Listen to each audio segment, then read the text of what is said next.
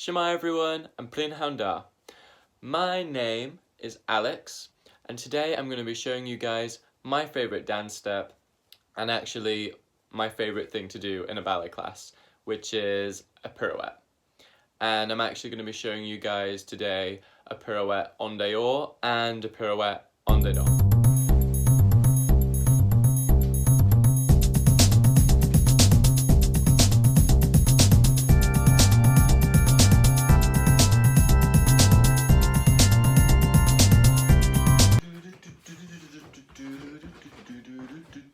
So that's my favourite dance step, but we really want to be hearing from all of you guys, so let us know what your favourite dance step is in the comments. Maybe film them yourselves in your own homes and make sure you tag us so that we can have a look at them and maybe give some corrections if we feel they need it, or we might just watch and think, wow.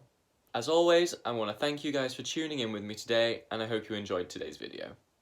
Up next, there'll be a video from company dancer Izzy about how she prepares her pointe shoes and some more foot strengthening exercises to prepare for them. Bye!